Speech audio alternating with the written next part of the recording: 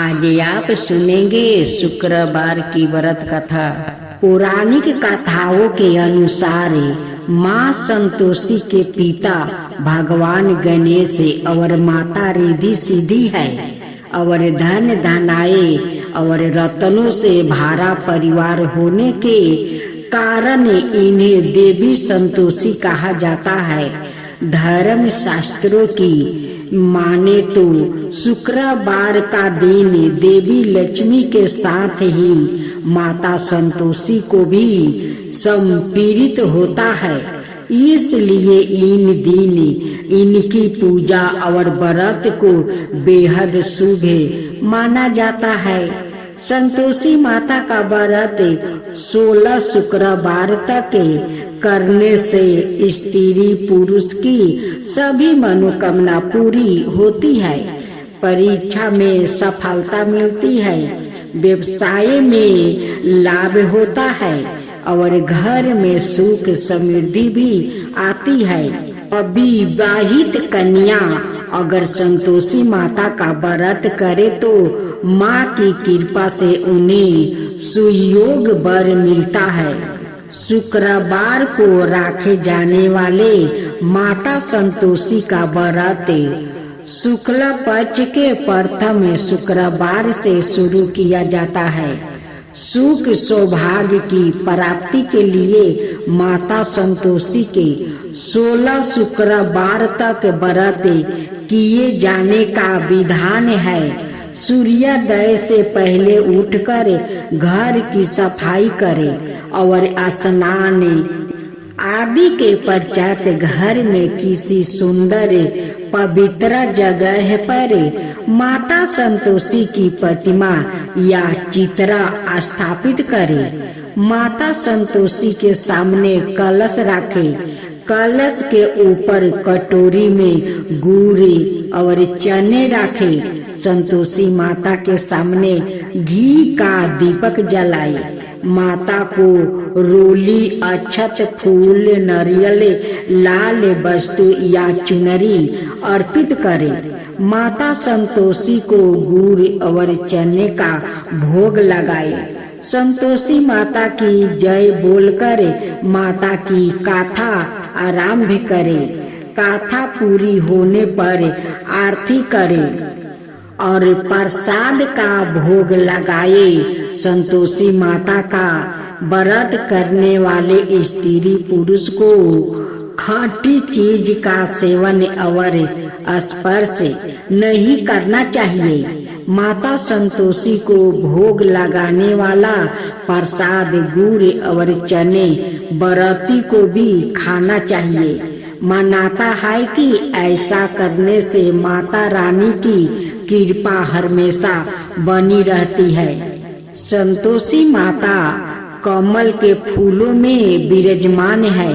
ऐसे में माता संतोषी की पूजा के दौरान उन्हें कमल का पुष्प अर्पित करना चाहिए और चौकी कमल का फूल अधिकतर गुलाबी रंग का होता है, इसलिए इस दिन हल्के या गहरे गुलाबी या लाल रंग के वस्तु धारण करें। अब सुने संतोषी माता की व्रत कथा।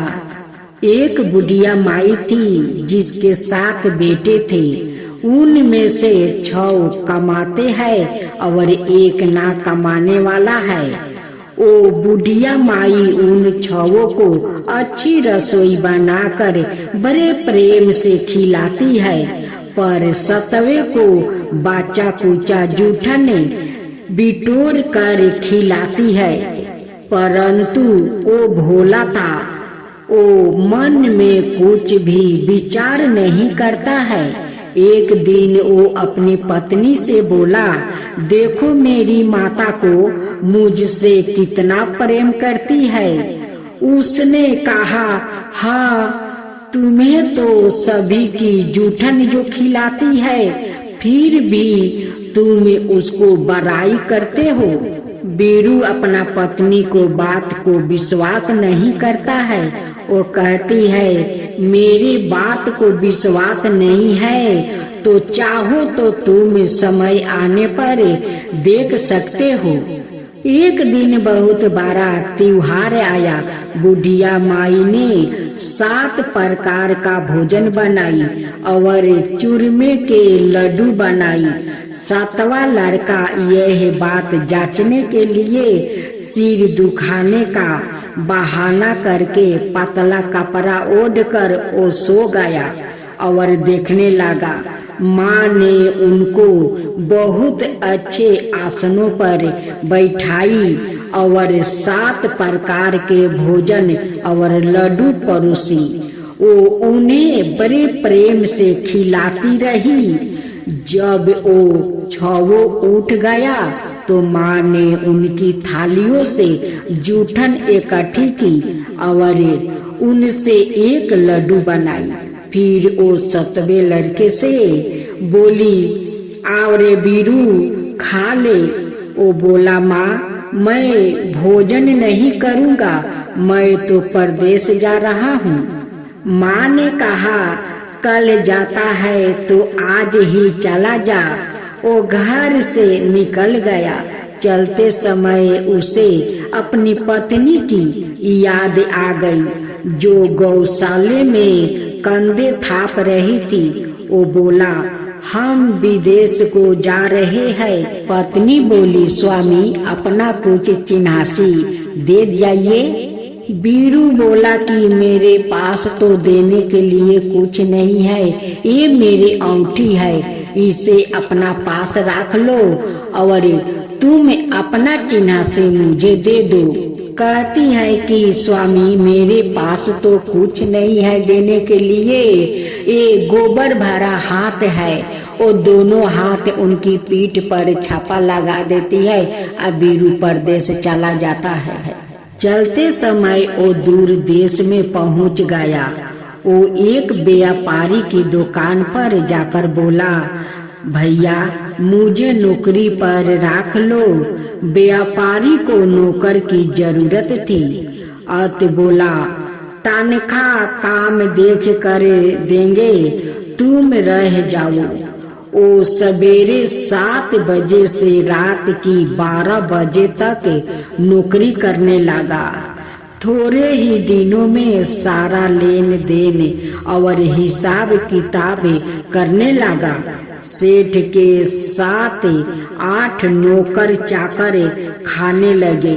सेठ ने उसे 2-3 महीने में आधे मुनाफे का हिस्सेदार बना दिया।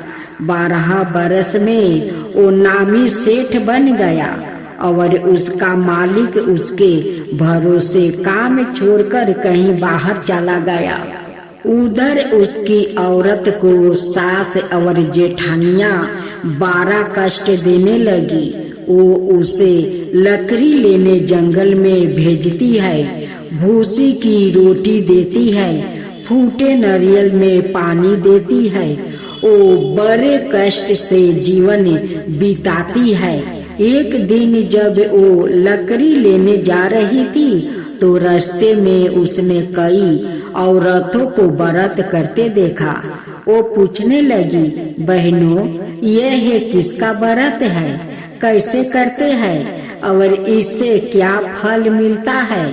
तो एक स्त्री बोली, यह संतोषी माता का व्रत है, इसके करने से मनोवांछित फल मिलता है।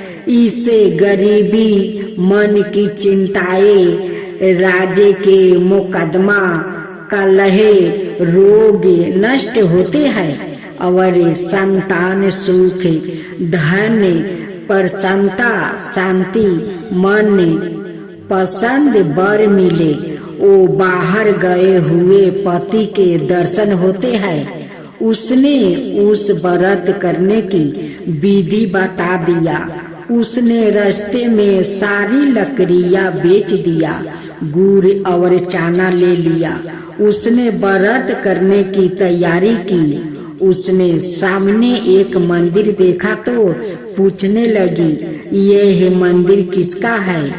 वो कहने लगे, यह संतोषी माता का मंदिर है।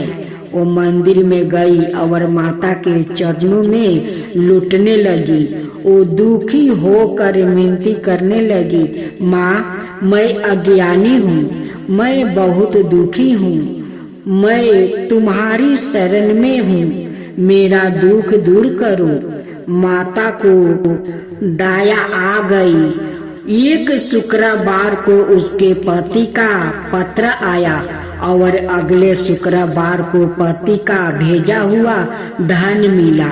अब तो जेठ जेठानी और सास नाक से कुरा के कहने लगी, अब तो इसकी खातिर बढ़ेगी, यह बुलाने पर भी नहीं बोलेगी। ओ बोली, पत्र आया धन आवे तो सभी को अच्छा है। उसकी आंखों में आंसू आ गया। वो मंदिर में गई और माता के चरणों में गिरकर बोली, हे माँ, मैंने तुमसे पैसा कब मांगा था? मुझे तो अपना सुहाग चाहिए। मैं तो अपने स्वामी के दर्शन और सेवा करना मांगती हूँ। तब माता ने प्रसन्न होकर कहा, जा बेटी, तेरा पति आएगा। वो बड़ी प्रसन्नता से घर गई और घर का काम काज करने लगी। उधर संतोषी माता ने उसके पति को सपने में घर जाने और पत्नी की याद दिलाई। उसने कहा, माँ मैं कैसे जाऊं? परदेश की बात है, लेन देन का कोई हिसाब नहीं है। माँ ने कहा, मेरी बात मान, सवेरे नहा धोआ कर मेरा नाम लेकर घी का दीपक जलाकर दंडवत करके दुकान पर बैठना। देखते देखते सारा लेन देन साफ हो जाएगा, धन का ढेर लग जाएगा। सवेरे उसने अपने सपने की बात सभी से कही तो सब दिलगी उड़ाने लगा। वो कहने लगे कि कहीं सपने भी सत्य होते हैं। पर एक बूढ़े ने कहा, भाई जैसे माता ने कहा है वैसे करने में क्या डर है। उसने नहा धोआकर माता को दंडवत करके घी का दीपक जलाया और दुकान पर जाकर बैठ गया। थोड़ी देर ही में सारा लेन देन साफ हो गया, सारा माल बिक गया और धन का ढेर लग गया। वो प्रसन्न हुआ और घर के लिए गहने और सामान बेगरह खरीदने लगा। वो जल्दी ही घर को रवाना हो गया। उधर बेचारी उसकी पत्नी रोज लकड़ियाँ लेने जाती है और रोज संतोषी माता की सेवा करती है। उसने माता से पूछा, हे माँ, यह धूल कैसी उड़ रही है? माता ने कहा, तेरा पति आ रहा है, तू लकड़ियाँ के 3 बोझा बना ले, एक नदी के किनारे रख दे, एक यहाँ रख और तीसरा अपने सिर पर रख ले। तेरे पति के दिल में उस लकड़िया के गट्ठर को देखकर मोह पैदा होगा। जब वो यहाँ रोक कर नाश्ता पानी करके घर जाएगा तब तू लकड़ियाँ उठाकर घर जाना और चौके के बीच में गट्ठर डालकर जोर जोर से 3 आवाज लगाना, सासू जी लकड़ियों का गूठा लो, भूसी की रोटी दो और नारियल के खोपरे में पानी दो। आज मेहमान कौन आया है? इसने माँ के चरण छुआ और उसके कहे अनुसार सारा कार्य किया। वो तीसरा गट्ठर लेकर घर गई और चौखट में डालकर कहने लगी, सासू जी लकड़ियों का गूठर लो, भूसी की रोटी दो, नारियल का खोपरी में पानी दो। आज मेहमान कौन आया है? यह सुनकर सास बाहर आकर कपट भरे वचनों से उसके दिए हुए कष्टों को भुलाने लगी। कहने लगी, बेटी तेरा पति आया है, आ मीठा भात और भोजन कर और गहने कपड़े पहने। अपनी माँ के ऐसा वचन सुनकर उसका पति बाहर आया और अपनी पत्नी के हाथ में औंठी देखा। औंठी देखकर व्याकुल हो उठा। उसने पूछा, यह कौन है? माँ ने कहा, ये तेरी पत्नी है, आज 12 बरस से हो गया, ये दिन भर घूमती फिरती है, काम काज करती नहीं है, तुझे देख कर नखरे करती है। वो बोला, ठीक है, मैंने तुझे और इसे देख लिया है, अब मुझे दूसरे घर की चाबी दे दो, मैं उसमें रहूंगा। माँ ने कहा, ठीक है, जैसी तेरी मर्जी। और उसने चाबियों का गुच्छा पटक दिया। उसने अपना सामान तीसरी घर के रख दिया। एक ही दिन में वो राजा के समान ठाठ बाट वाले बन गया।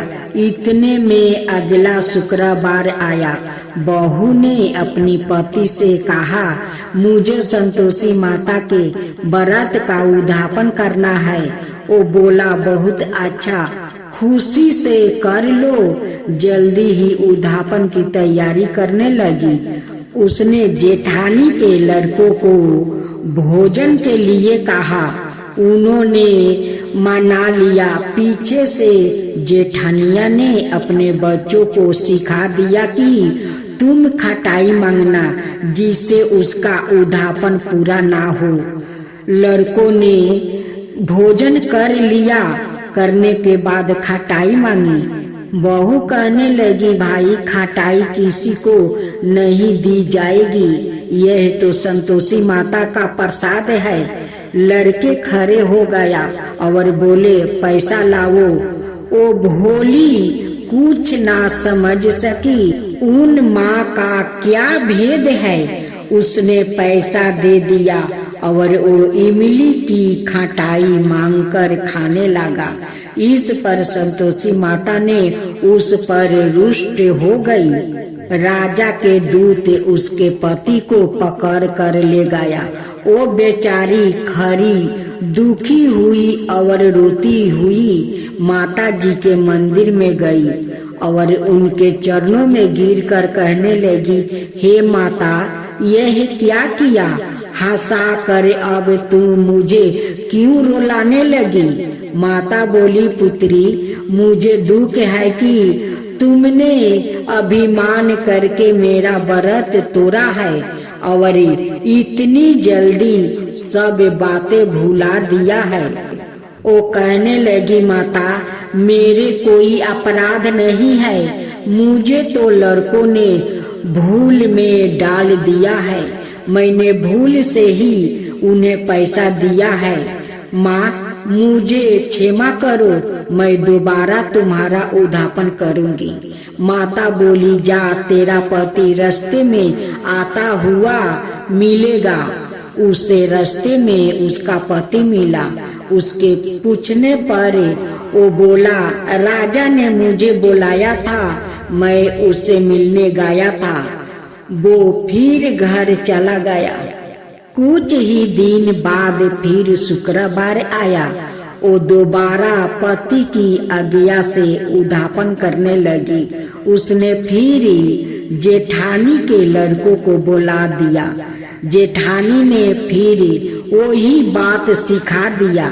लड़के भोजन की बात पर फिर खटाई मांगने लगा। उसने कहा, खटाई कुछ भी नहीं मिलेगी, आना है तो आओ या नहीं आओ। वो ब्राह्मण के लड़के को लाकर भोजन कराने लगी। यथाशक्ति उसने उन्हें दक्षिणा दी। संतोषी माता उस पर बड़ी प्रसन्न हुई। माता की कृपा से 9वें महीने में उसके एक चंद्रमा के समान सुंदर पुत्रा हुआ। अपने पुत्रा को लेकर वो रोजाना मंदिर जाने लगी। एक दिन संतोषी माता ने सोची कि यह रोज यहाँ आती है, आज मैं इसके घर चली जाऊं, इसका संसार देखूं। यह सोचकर उसने एक भयानक रूप बना कि सारे शरीर में मक्खी भनभना रही थी। इसी सूरत में वो उसके घर गई। डेहली में पाँव रखते ही उसकी सास बोली, देखो कोई डाइन आ रही है, इससे भागाओ नहीं तो किसी को खा जाएगी। लड़के भागकर खिड़की बंद करने लगा। छोटी बहू खिड़की से देख रही थी। वो ही से चिल्लाने लगी, आज मेरी माता मेरे ही घर आई है, आज मेरी माता मेरे ही घर आई है। यह कह कर उसने बच्चों को दूध पीने से हटा दिया। इतने में सास बोली, पगली किसे देख कर उतावली हुई है, बच्चे को पटक दिया है। इतने में संतोषी माता के प्रताप से वहाँ लड़के ही लड़के नजर आने लगा। बहू बोली, सासू जी मैं जिसका व्रत करती हूँ यह वो ही संतोषी माता है। यह कहकर उसने सारी खिड़कियाँ खोल दिया। सबने संतोषी माता के चरण पकड़ लिया और मिनती करने लगी, हे माता हम मूर्ख है, अज्ञानी है, पापनी है, तुम्हारे व्रत की विधि हम नहीं जानती। तुम्हारा व्रत भंग कर हमने बहुत बड़ा अपराध किया है। हे जगत माता आप हमारा अपराध क्षमा करो। इस पर माता उन पर प्रसन्न हुई। बहू को जैसे फल दिया वैसा माता सबको देना।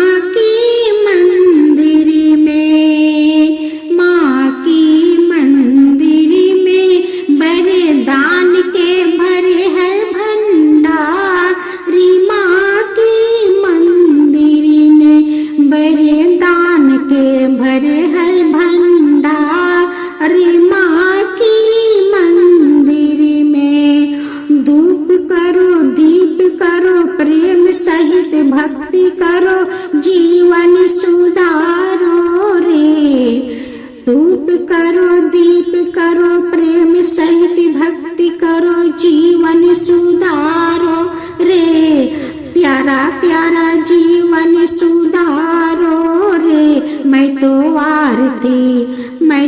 आरती उतारू रे संतोषी माता की मैं तो आरती उतारू रे संतोषी माता की जय जय संतोषी माता जय जय माँ जय जय संतोषी माता जय जय माँ।